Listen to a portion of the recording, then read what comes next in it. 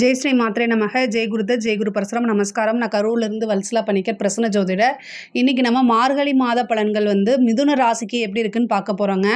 மிதுன ராசியை பொறுத்த வரைக்கும் 3 கூடைய சூரியன் 7ஆம் இடத்துல இருக்கார். ரொம்ப ரொம்ப சூப்பரான மாதமாக தான் இது இருக்குது. இந்த மாதம் பிறக்கிறதே மிதுன ராசி திருவாதிரை நட்சத்திரத்தில் தான் பிறக்குது. இந்த மாதம் மார்கழி மாதம் 16/12/2024 மிதுன ராசி திருவாதிரை நட்சத்திரத்தில் பிறக்கிறதுனால நீங்கள் என்னென்னா மிதுன ராசியில் இருக்கக்கூடிய திருவாதிரை நட்சத்திரக்காரங்க பரிகாரம் பண்ணிக்கணும். உங்களால் முடிஞ்ச அளவுக்கு ஏழை எளியவர்களுக்கு வஸ்திர தானம் பண்ணுங்கள். இந்த திருவாதிரை நட்சத்திரக்காரங்க ஒவ்வொரு மாதம் பிறக்கிறதுக்கும் ஒவ்வொரு பலன்கள் இருக்குது. இந்த மார்கழி மாதம் சடசெய்தி புண்ணிய காலம் அப்படின்னு சொல்லுவாங்க. இது திருவாதிரை நட்சத்திரத்தில் பிறக்கிறதுனால நீங்கள் என்ன பண்ணணும்னா, இப்போ அந்த டைமில், அதாவது பிறக்கிற அந்த காலையில் 16ஆம் தேதி காலையில் ஒரு வேஷ்டியோ சட்டையோ அல்லது சேலையோ ஏழை எளியவர்களுக்கு, அதாவது நமக்கு தெரிஞ்சவங்களுக்கு தானம் கொடுக்கக்கூடாது. தானம்னாலே தெரியாதவர்களுக்கு எந்தவித எதிர்பார்ப்பும் இல்லாமல் கொடுக்கறதுக்கு பேர் தான் தானம். அதை வஸ்திரத்தை கொண்டு போய் தானம் பண்ணுறது மூலிமா இது ரொம்ப ரொம்ப நல்லது.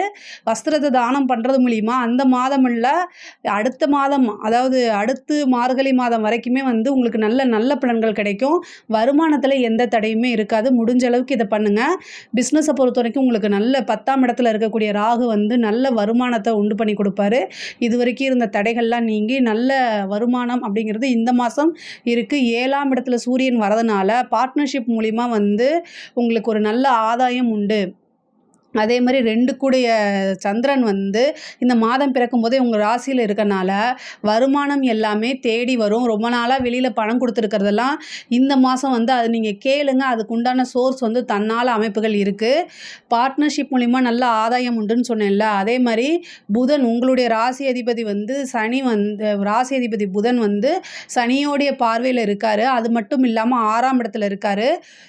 தேவையில்லாத, அதாவது நீங்கள் என்ன தான் முதலீடு போட்டாலும் சரி, இல்லை வேறு எதாக இருந்தாலும் சரி, பார்ட்னர் மேலே ஒரு கண்ணு வச்சுக்கிறது ரொம்ப ரொம்ப நல்லது. பார்ட்னரை கண்காணிக்கணும். பார்ட்னர் என்ன செய்கிறாரு அப்படிங்கிறத நீங்கள் கண்காணிக்காமல் விட்டீங்க அப்படின்னா அவர் ஏமாற்றுறதுக்கு உண்டான வாய்ப்புகள் இருக்குது. கோச்சாரத்தில் எல்லா ராசிக்கும் இது பொதுவானதான். கோச்சாரத்தில் சனி புதனை பார்த்தாலே, அதுவும் இல்லாமல் முக்கியமாக பாதிக்கப்பட போகிறது திருவாதிரை நட்சத்திரக்காரங்கள். அது மட்டும் இல்லாமல் மிதுன ராசி, கன்னி ராசி, இவங்க எல்லாமே ரொம்ப கவனமாக இருக்கக்கூடிய மாதம் தான் இந்த மாதம். அதே மாதிரி 2ஆம் இடத்துல செவ்வாய் நீச்சமாக இருக்குது. 11 கூடைய செவ்வாய் நீச்சமாக இருக்குது. பல வகைகளில் இருந்து உங்களுக்கு வருமானம்ங்கிறது அள்ளி கொடுக்கக்கூடிய காலகட்டமாக தான் இது இருக்குது. கரெக்டாக யூஸ் பண்ணிக்கோங்க. நீங்கள் பிளான் பண்ணீங்க அப்படின்னாலே நீங்கள் என்னென்னா எல்லாத்தையுமே விளையாட்டுத்தனமாக எடுத்துக்கக்கூடாது.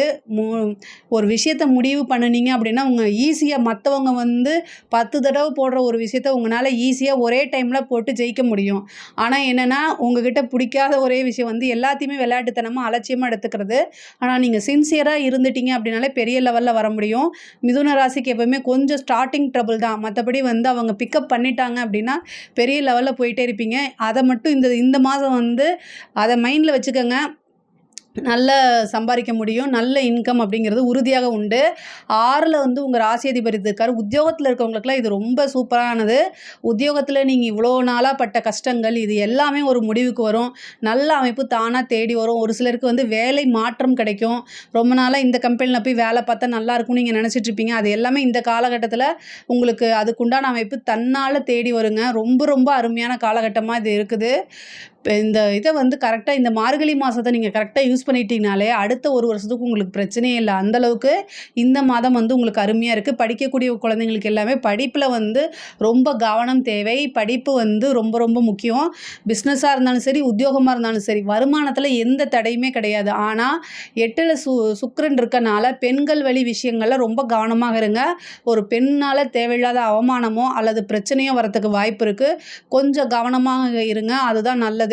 பொதுவாகவே இரக்க குணம் படைத்தவங்களாக நீங்கள் இருக்கனால யாராவது ஹெல்ப்புன்னு கேட்டுட்டா உடனடியாக செய்யக்கூடிய நபராக நீங்கள் இருப்பீங்க. இந்த மாதம் ஒவ்வொரு உதவியுமே யோசித்து இவங்களுக்கு நம்ம அதை செய்யலாமா வேண்டாமான்னு யோசித்து செய்யுங்க. இல்லைன்னா அதனால உங்களுக்கு பிரச்சனைகள் வரத்துக்கு வாய்ப்பு இருக்குது.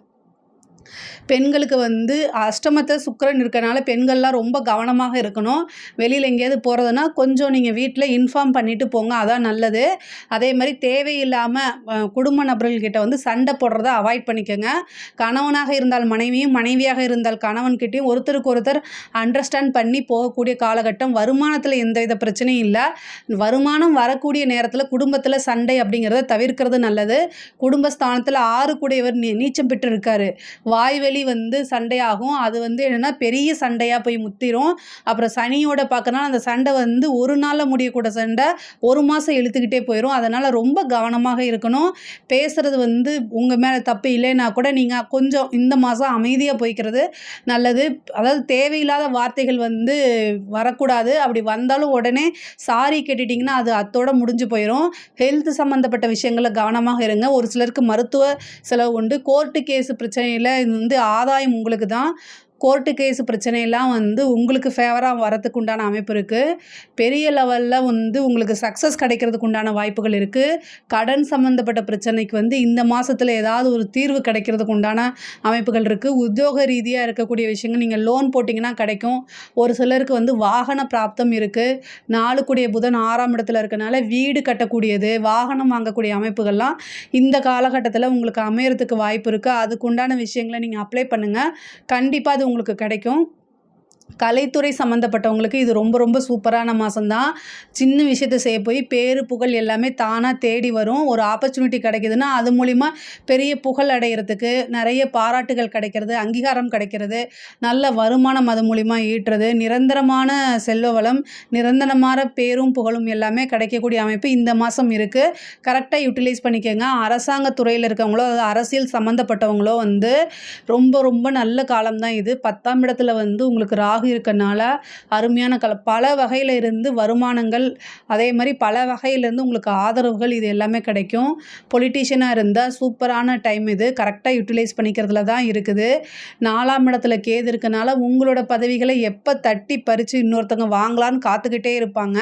அதுக்கு இடம் குடுக்காதீங்க. கொஞ்சம் கவனமாக செயல்படணும். அலட்சியம் இல்லாம இருந்தாலே இந்த மாசம் எல்லாமே ரொம்ப ரொம்ப சூப்பரா இருக்கு. 9ல இருக்கக்கூடிய சனி வந்து குருமார்களுடைய ஆசிகள் உங்களுக்கு கிடைக்கும். நீண்ட தூர பிரயாணம் பண்ணி ஒரு புனித யாத்திரை மேற்கொள்ளக்கூடிய அமைப்பு. இந்த மாதம் வந்து ஒரு தெய்வீக மாதமாக இருக்கனால உங்கனால என்ன முடியுதோ அந்த தெய்வ வழிபாடு பண்ணும்போது இன்னும் கூடுதலான சிறப்பான பலன்கள் உங்களுக்கு கிடைக்கிறதுக்கு உண்டான வாய்ப்புகள் இருக்கு. இதுல ஏதாவது சந்தேகங்கள் இருக்கு அப்படின்னா கமெண்ட்ஸ்ல கேளுங்க. நான் கண்டிப்பா ஆன்சர் பண்றேன். நம்மளுடைய சேனலை லைக் பண்ணுங்க, ஷேர் பண்ணுங்க, சப்ஸ்கிரைப் பண்ணுங்க.